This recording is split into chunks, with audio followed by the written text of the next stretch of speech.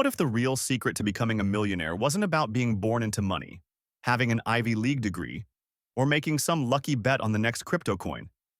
What if it came down to behavior, small, consistent choices repeated over time that quietly separate the wealthy from everyone else? Now, let's be honest. Not all self-made millionaires started from zero. Some, like Elon Musk, came from families with wealth, education, and connections that gave them a huge head start. But even among the advantaged, there are key habits that accelerated their success.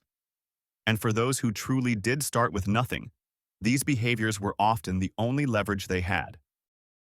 This is the Money Compendium, where we decode the strange, the forgotten, and the surprisingly human strategies behind wealth.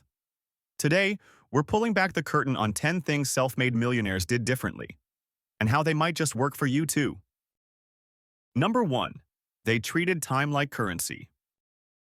To the wealthy, time isn't just money. It's the most valuable asset they own.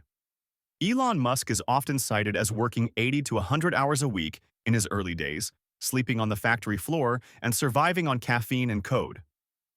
Whether those numbers were embellished or not, the message stuck. Sacrifice now, compound later. But beyond brute hustle, the truly strategic focus on leverage. They batch tasks, automate the trivial, and say no more than yes. Take Naval Ravikant, the tech investor who famously said, "The people who get rich are often the ones who thought long and hard about how not to waste their time." Most people spend time to save money. The rich spend money to save time, because they know time is the only asset you can't earn back.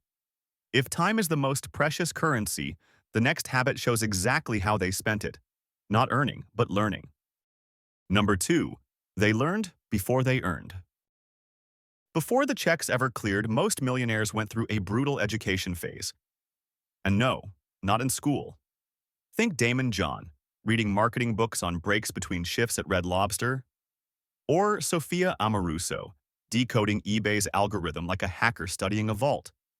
They didn't wait for permission or credentials. They fed themselves strategic knowledge, biographies, deal mechanics, tax structures. Benjamin Franklin was arguably one of the first to popularize the self-taught hustle. He spent early mornings reading, experimenting, learning everything from printing press techniques to diplomacy. Mental capital became their startup capital, and once that capital was in place, they didn't go wide. They went deep, solving tiny problems that led to massive paydays. Knowledge is leverage, and they knew how to apply it in ways that looked small until it made them rich. Number 3. They solved painfully specific problems. Big money doesn't chase big markets. It chases precise pain. Sarah Blakely didn't launch a fashion empire. She just wanted underwear that didn't show lines under white pants. That obsessive focus turned into Spanx.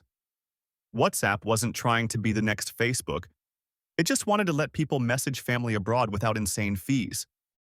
One of the most powerful examples? Jan Koum, co-founder of WhatsApp, was the son of a Ukrainian immigrant. He understood the pain of international phone fees personally.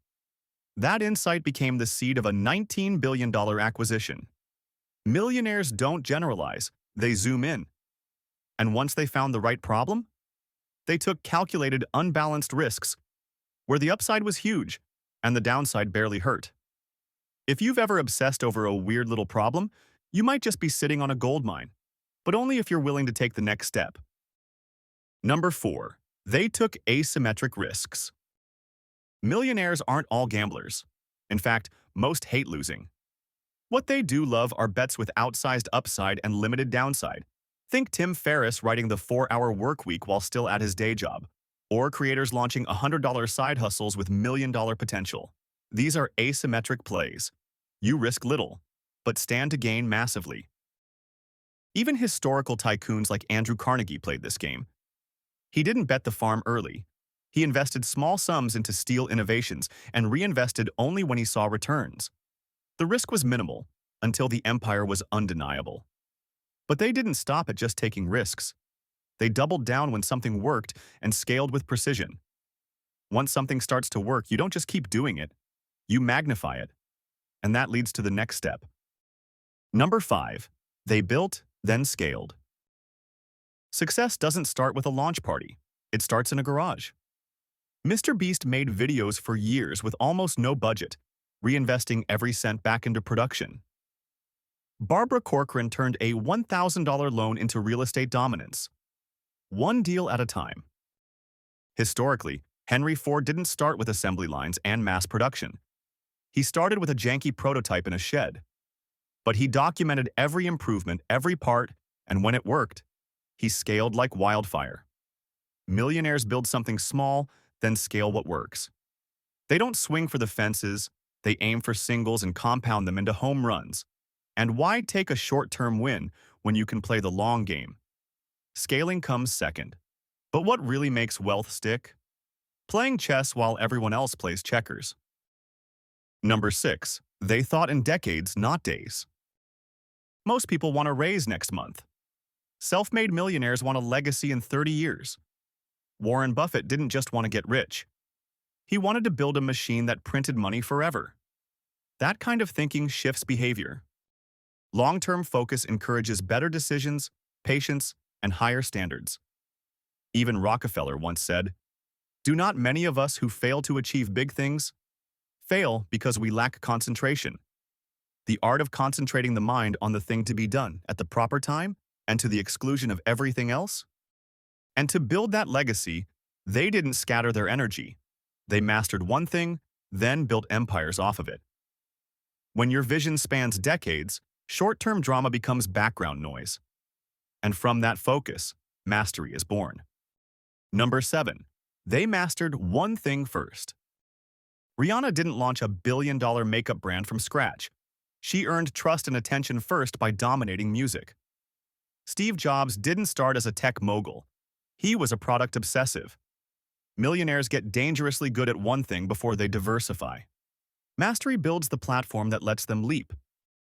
In the past, inventors like Thomas Edison focused obsessively on solving one type of problem: light, power, recording sound. That singular obsession allowed them to create category-defining breakthroughs. But even after they leap, the smartest ones keep their lifestyles grounded. Mastery gives you leverage. But what you do with the rewards, that's where the next habit kicks in. Number 8. They lived below their means, even after they got rich. It's tempting to start spending like the wealthy once money starts coming in. But the real ones delay the flex. Mark Cuban famously drove a beat-up car after his first million. Michelle Schroeder Gardner saved aggressively while building her finance blog to 7 figures. Frugality is common in old money families too. The Rockefellers famously had a rule: never touch the principal. That mentality, living off interest protects your core, is how dynasties last generations. Living below your means isn't about sacrifice, it's about control. Margin is power. The bigger your margin, the bigger your safety net, and the more you can bet on your future.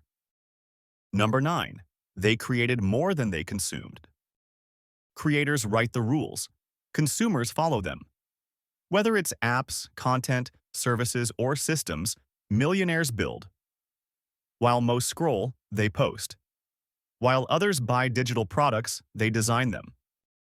Think of people like James Dyson, who spent years, not months, prototyping vacuum cleaners. He failed over 5,000 times before perfecting the cyclonic design that would make him a household name. But he wasn't alone. Historical inventors like Elias Howe, who pioneered the sewing machine, or early typesetters and printing presses built ideas from scratch, knowing full well the market might reject them. These weren't side hustles. They were obsessions. Even in the digital era, this pattern persists. While millions engage passively with TikTok, YouTube, and Instagram, it's the ones behind the camera or keyboard who build the leverage. The moment you go from consuming value to producing it, whether that's a product, insight, or innovation, you flip the game. If you're in the arena building while others spectate, you're already in rare territory. But rare doesn't mean safe. To win, you've got to keep going. Number 10. They stayed in the game longer than everyone else. There's brilliance. And then there's grit. J.K. Rowling got rejected a dozen times before Harry Potter found a publisher. Howard Schultz got told no over 200 times while trying to fund Starbucks. Millionaires don't quit on the third failure, they survive the 30th. Even ancient merchants followed this principle. Venetian traders who survived storms and pirates didn't get rich by being lucky once. They got rich by showing up again and again. What looks like overnight success is often the product of relentless patience. But let's go even further back. Consider the builders of medieval cathedrals. These weren't two-year real estate projects. They were generational visions, built across decades, sometimes centuries. Workers laid stone for a tower they'd never see completed. But their families, their legacy, would live in its shadow. Modern millionaires channel the same persistence. They write when no one's reading, build when no one's buying, record when no one's watching. Because staying in the game, refining, evolving, repeating, is what separates a viral moment from a lasting movement. If you can outlast everyone else, you don't have to outsmart them. And that's a serious edge. Wealth doesn't appear in a lightning strike. It builds quietly behind the scenes through choices most people ignore or give up on. But let's keep it real. Not all millionaires started equally. Some inherited millions. Some had elite networks. Some had the kind of safety nets that let them fail without consequence. So, okay, you caught me. Not all of these people tell the story of your average Joe making it rich with a great idea, hard work, and maybe a little luck. But in the next video, we're going there. We're diving into the lives of 10 people who came from nothing, no rich parents, no secret connections, no safety net, and still managed to claw their way to real wealth. If you want to see what it actually looks like when a regular person beats the odds, you'll want to watch 10 millionaires who started with nothing. It's inspiring, it's raw, and surprising.